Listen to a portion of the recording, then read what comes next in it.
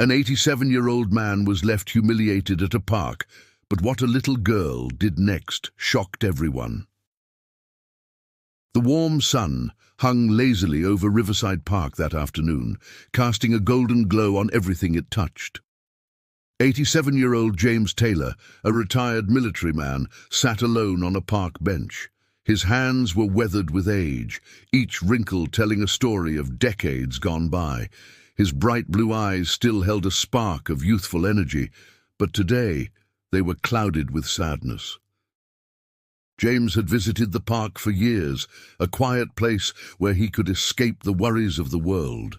But today, something felt different. It wasn't just the loneliness that gnawed at him. It was the stares, the whispers, the judgment. You see, James had grown frail over the years. The once towering figure of strength was now hunched and slow, struggling to walk without his cane. People noticed it, they noticed him, and they didn't like what they saw. As James adjusted his hat and looked out at the children playing in the distance, a cruel voice interrupted his thoughts. "Look at that old man," a teenage boy sneered, loud enough for James to hear. "He's just taking up space. Why doesn't he go home?" James felt his heart sink. He tried to ignore the sting of those words, but they cut deep, like a blade too sharp to ignore. His hands gripped his cane tighter. Just as James was about to rise and leave, something unexpected happened. A small, soft voice broke through the noise of the park. "Excuse me, mister, are you okay?"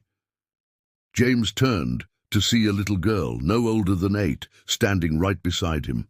She wore a bright yellow dress with a pink ribbon tied in her hair. Her eyes sparkled with innocence, and her smile was warm and genuine. "Are you sad?" she asked with a gentle tilt of her head.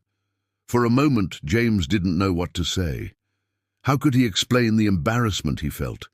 How could he tell this sweet little girl that he'd been humiliated by a stranger's cruel words? But before he could answer, the girl spoke again. "I don't think you should be sad," she said with a twinkle in her eye. "You're strong, I can tell." James's heart swelled. No one had spoken to him like that in years. Her words were like a lifeline thrown into a stormy sea. "Thank you, little one," he said softly. "But it's not that simple." To his surprise, the little girl didn't leave. Instead, she grabbed his hand, tugging it gently as she spoke with an air of certainty. "I know something that'll make you feel better. Come with me." James was taken aback. He hadn't expected this girl, so small and full of life, to care about him so much. But there was something about her that made him want to follow her. What happened next, though, was beyond anything James could have imagined. The girl led him toward the park's playground, where a group of kids were running around. They seemed to be laughing and playing without a care in the world. But then the little girl did something that no one saw coming. She stood in the center of the playground, raised her arms dramatically and shouted, "Hey everyone, this man is a hero!" The kids stopped. They looked at her, then at James. For a moment there was a quiet, puzzled silence. And then, as if a switch had been flipped, something incredible happened. One by one the children began to cheer. "Yeah, he's a hero," they shouted, clapping their hands in unison. "Thank you for your service, mister." James stood frozen, unable to comprehend what was happening. The same kids who had once ignored him, the same people who had cast judgment on him just moments before, were now applauding him as if he were a soldier returning home. He couldn't believe it. Was this really happening? But the most shocking part, it wasn't just the kids. The parents who had been watching from the park benches began to rise from their seats too. One by one they clapped. Some even stood and gave him a salute. The entire park seemed to come alive with energy, all of it directed toward James. The crowd, strangers just moments before, had come together to honor him. James couldn't help but feel overwhelmed. His eyes welled up with tears. He never expected this kind of kindness, especially not after the harshness he'd felt earlier. What was it that had sparked this sudden change in the people around him? The little girl, standing beside him, looked up at him with the most sincere smile. "See, I told you, you're a hero." She had no idea how much those words meant. To James, they weren't just words. They were a reminder of the love and respect he had always longed for. In that moment, he felt something he hadn't felt in years, validation, but there was still something about the little girl that didn't sit right with him. Why had she done this? How did she know exactly what to say to turn the entire park around? As the crowd began to disperse and the applause died down, James turned to the girl, his curiosity piqued. "Why did you do this?" he asked, his voice cracking. "You didn't even know me. Why did you call me a hero?" The girl paused, her eyes glistening as she answered with a mysterious smile. "Because everyone deserves to feel special, even when they don't think they do." And with that, she turned and skipped away, leaving James standing there utterly confused and utterly grateful. But what he didn't know was that this little girl had a secret, one that would change his life forever. James stood there, speechless, as the little girl skipped away with a mischievous twinkle in her eyes. The park, which had once felt like a cold, indifferent place, now seemed warm, alive with energy. But in the back of his mind, something gnawed at him. Who was this girl? What made her so wise beyond her years? And why had she chosen him? As James turned to leave, still lost in thought, he noticed a man sitting on a nearby bench. The man had been watching the entire scene unfold, and his eyes locked onto James. There was something about him, something familiar. The man was in his late 40s, with a weathered face that hinted at a life full of stories. He wore a long, dark coat despite the warm weather, and his gaze never wavered from James. James hesitated for a moment, then slowly walked over to the man. "Did you see that?" he asked, his voice still trembling from the overwhelming emotions. The man nodded without speaking, his expression unreadable. It was then that James noticed the small notebook the man held in his hands. It was worn, the leather cover faded with age, and he was scribbling something down quickly. "Are you writing a story?" James asked, his curiosity piqued. The man looked up at him, his eyes narrowing slightly. "In a way," he replied. "I write down the stories I see, the ones that matter." There was an air of mystery in his voice. "You've just become part of one." James was taken aback. "Part of a story? I don't understand." The man closed the notebook and tucked it into his coat. "You will, eventually," he said cryptically, standing up. "Sometimes the people we meet in life aren't just coincidences. They're part of something much bigger." With that, he turned and walked away, leaving James standing in the middle of the park, more confused than ever. But as the man disappeared into the distance, a sudden realization hit James. The little girl, what if she wasn't just a little girl? What if she had known the man? What if her words were part of a plan, a greater scheme that no one could understand yet? Just as James was about to turn back toward the bench, he heard a voice behind him. "You're not the only one who's been watched, old man." James spun around, startled. A woman stood before him, tall and confident, with sharp, intelligent eyes. Her presence was commanding, yet there was an air of warmth that surrounded her. She appeared to be in her 30s, with long black hair tied in a tight ponytail and a jacket that looked too professional for a day at the park. She looked almost out of place, as if she didn't belong to this world of children and afternoon strolls. "What do you mean?" James asked, his voice shaky. "Who are you?" The woman smiled faintly, but it wasn't a smile that reached her eyes. "You've been observed, just like the rest of us." She leaned in closer. "That little girl? She's not just a sweet, innocent child. She's something far more dangerous than you could ever imagine." James took a step back, his heart racing. "What are you talking about?" The woman looked around quickly, ensuring no one else was listening. "You've seen the signs, haven't you? All the strange things happening in this park, people acting out of character, the way that girl somehow knew exactly what to say to everyone around her. She paused, her gaze locking with James.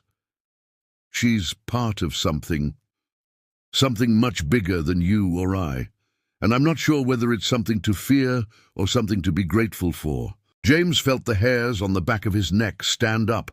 The park, which had once been a place of simple solitude, now seemed like a dark puzzle he couldn't solve. The pieces didn't fit, and the more he thought about it, the more confused he became. He wanted answers, but the more he asked, the more questions arose. Before he could say another word, the woman turned on her heel and began to walk away. She didn't look back, but as she did, she dropped a small folded piece of paper onto the bench. "If you want answers, follow the clues," she called over her shoulder. "But be careful, James. Some things are better left unknown." James picked up the paper, his hands trembling. The words on the paper were simple, yet cryptic. "The path begins at sunrise. Trust no one, except her." Who was she? What did she know that James didn't? And what did it mean to trust her? The pieces were beginning to fall into place, but with every piece that slotted into place, the puzzle became even more complicated. He had to find the little girl again, but how? What was it that tied her to the mystery unfolding around him? His heart raced. He couldn't just sit back and wait for answers. He had to act, but he was running out of time. The clock was ticking, and everything felt more urgent than ever. His heart raced. He couldn't just sit back and wait for answers. He had to act, but he was running out of time. The clock was ticking, and everything felt more urgent than ever. With a deep breath, James stood up. He glanced around the park, searching for any sign of the little girl or the woman who had warned him, but the park was quiet now, eerily still. As he walked toward the exit, a sudden thought crossed his mind. What if the park itself was a trap, designed to lure him in? What if every step he took was leading him deeper into something he couldn't escape from? Just then, he heard a familiar giggle. He froze. The sound was so soft, yet it seemed to echo in his ears. He turned slowly, his heart pounding in his chest. There, standing at the edge of the park, was the little girl, and in her hands was something that made his blood run cold, a small, shiny key. What was it for? Was this the moment James had been waiting for, or was this the moment everything changed forever? The mystery deepened, and James had no idea what lay ahead. But one thing was for sure. Nothing would ever be the same again. James stood frozen, his eyes locked on the little girl holding the key. The sun was beginning to set, casting long shadows across the park. The key in her small hand gleamed as though it held the answer to everything he had been desperately searching for. His pulse quickened. This was the moment. This was the clue he had been waiting for. Without thinking, James took a step toward her. "What's this?" he asked, his voice barely above a whisper, as if the key itself might shatter if he spoke too loudly. The little girl smiled, her eyes glowing with something he couldn't quite place. There was a knowing look in her gaze, like she had been waiting for this very moment. "This is your way in," she said softly, her voice so calm it sent a chill down his spine. "To everything." James couldn't believe what he was hearing. "To everything? What do you mean?" But before she could answer, a loud, abrupt noise shattered the moment. A car screeched to a halt just behind him, and a figure in a black suit jumped out. It was the same man who had been writing in the notebook earlier, the one who had spoken to him cryptically. His eyes were now wild, filled with urgency. "Get away from her!" the man shouted, rushing toward James and the girl. "She's not what you think!" The little girl didn't flinch. Instead, she raised her hand, holding the key aloft.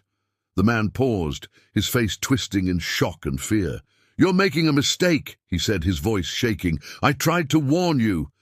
But James wasn't listening. His mind was spinning, trying to put together the pieces. Was this man an ally or an enemy? Was the little girl really the key to something greater, something beyond his understanding? Or was she a threat? The girl didn't seem afraid. In fact, she looked almost amused, as if she knew exactly what was going to happen next. She turned to James, her smile widening. "You have to decide," she said, her voice now more serious. "You can follow the path, take the key and unlock what's waiting for you, or you can walk away and never know what's hidden from you." James stood there, torn between the two. The man in the suit had been kind to him, warning him earlier. He had seemed genuine, trying to protect him. But the girl was offering him the truth, something the man had been too afraid to reveal. What was behind that locked door? And more importantly, what would happen if James chose wrong? Before he could make a decision, the man lunged forward, but the girl raised her hand once more. There was a sudden, intense light, a flash that blinded James for a split second. When his vision cleared, the man was gone, vanished as if he had never existed at all. The girl stood there, holding the key in her outstretched hand. "It's your choice now," she said, her voice softer than ever. "No one else can decide for you." James looked at her, then at the key. There was no going back now. Whatever lay ahead, he had to know. His curiosity, his desire for the truth, was stronger than any fear or doubt. He reached out and took the key from her hand. The moment his fingers closed around it, a soft click echoed in the air, as if a lock had been undone. James felt a strange warmth flood through him, and in an instant, the world around him changed. The park, the people, everything around him seemed to blur, as though the very fabric of reality was shifting. And then, just as quickly, everything came back into focus. The park was the same, yet different. He felt different.